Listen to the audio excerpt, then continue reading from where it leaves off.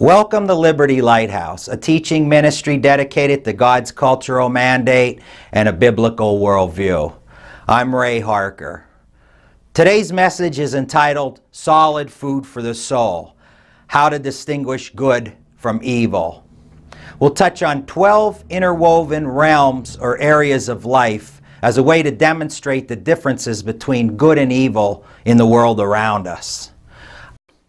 Now, another realm of both good and evil is economics. It is because of our sinfulness that there is a need for private property. Our sinful nature produces laziness, neglect, greed, envy, covetousness, slothfulness, and so on. Economic justice can only be maintained if each of us is accountable for his or her own property and productivity. The Bible teaches free market economics, commonly known today as capitalism. Capitalism is defined as an economic system based on private ownership of the means of production and the distribution of goods, characterized by a free, competitive market and motivation by profit. Capitalism rewards virtue and punishes vice. Unlike all other economic systems, capitalism does not thrive on greed, but channels greed in a fallen world. It allows and encourages the God-given qualities necessary for one's life. The Proverbs 31 woman, or the virtuous woman, is the perfect model for how free market economics plays out. First, Proverbs 31:16 says, "She considers a field and buys it. Out of her earnings she plants a vineyard." The woman is free to do this only because of her God-given liberty, which is established through property rights. A free market system is guided by the idea that each individual has a life that is unique in value and not to be wasted. A person's success is entirely dependent upon one's freedom to take risks. Capitalism is driven by a loyalty to God and an ambition to improve one's life. Then, in Proverbs 31:18, the woman toils and makes a profit. She sees that her trading is profitable and her lamp does not go out at night. Now, this illustrates how each individual has the opportunity to put his or her own ideas and dreams into practice and to succeed or fail based on their own merits. The free market system offers the potential of profit as an incentive for achieving one's goals. As a result, people will work harder, smarter, and longer. They will assume more risks and endure more hardships than in any other type of economic system. So, as a result of her godly stewardship of property, the woman is now blessed with an abundance of wealth, thereby putting her in a position to bless others. Proverbs 31:20 says, "She opens her arms to the poor and extends her hands to the needy." This is one of the many examples in the Bible that clearly implies that giving to the poor is voluntary and a mandate to the individual, not civil government. A liberal, on the other hand, supports socialism, or even communism to some degree. Karl Marx saw mankind as mere matter that can be shaped and perfected by his external environment. Marx said, "Change the economic base and you will change human beings."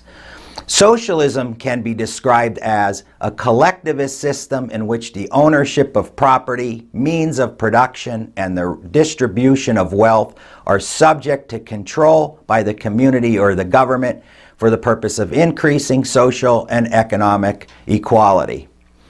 The Communist Manifesto, or the Anti-Bible, puts it this way: "From each according to his ability, to each according to his need." Regardless of the means, charity is intended for people truly in need, like widows and orphans. It is to be treated as a safety net, not a way of life. This redistribution of wealth by the government is deceitfully cloaked in equality and righteousness. But in all reality, government welfare programs pervert the morality of charity. Stealing from one person to feed someone else does not qualify as an act of kindness. According to the Bible, taxation for the purpose of giving to another is legalized theft and is destructive to a society. Even in the least bit, and however well-intentioned, public charity inevitably leads to the expansion of government and eventually tyranny. Even Thomas Jefferson warned, the democracy will cease to exist when you take away from those who are willing to work and give to those who would not. Not only is it theft by the state, but the recipient of the so-called charity is in essence guilty of receiving stolen property. Anyone who has been stealing must steal no longer, but must work, doing something useful with their own hands that they may have something to share with those in need. A good deed can be virtuous only if it results from individual free choice and harms no one. This is what William Blackstone, an English law professor with an unwavering regard for biblical truth, meant when he said, "So great, moreover, is the regard of the law for private property that it will not authorize the least violation of it, no, not even for the general good of the whole community." In other words, remember what we spoke about earlier. The end does not justify the means. Government welfare programs create dependence. Things like food stamps, subsidized housing, and socialized health care morally impoverish the lazy and irresponsible. Welfare recipients often think of their payments and services as something that the world owes them rather than the products of love and compassion. As a result, gratitude tends to become pointless and obsolete. This is one of the reasons why each of the commands in the Bible to help the poor is directed to the individual and always voluntary. For instance, in Mark 10:17-31, Jesus acknowledged our God-given liberty when he honored the young rich man's decision to walk away and to turn his back on the poor. Likewise, the Good Samaritan was not forced or robbed to help the stranger who had himself been robbed and beaten. Public welfare destroys the virtues connected with charity. It denies the compassionate connection, the eye-to-eye contact between the giver and the recipient. The taxpayer is denied the spiritual blessings that normally come from giving.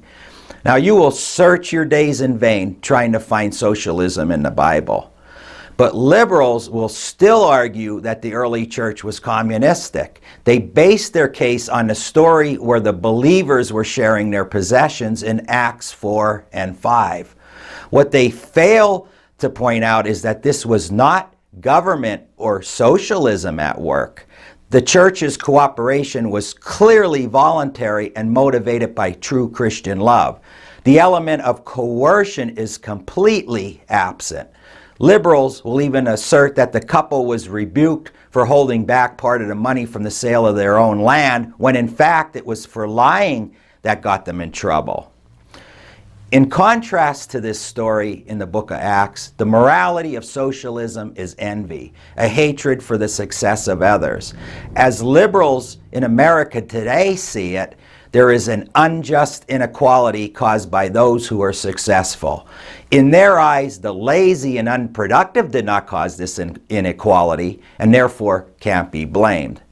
So those who are at fault for this inequality, the successful, must be forced to share their prosperity with those who have less.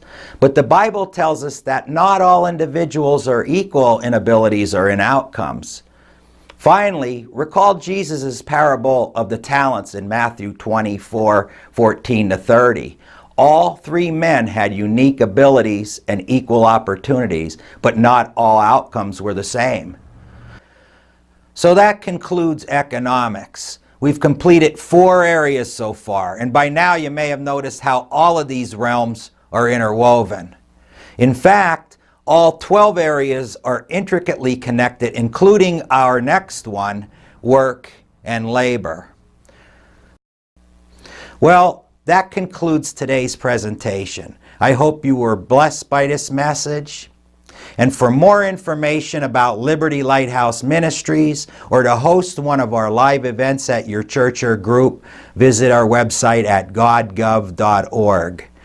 And until next time, please keep praying for our nation and this ministry. Thank you. you.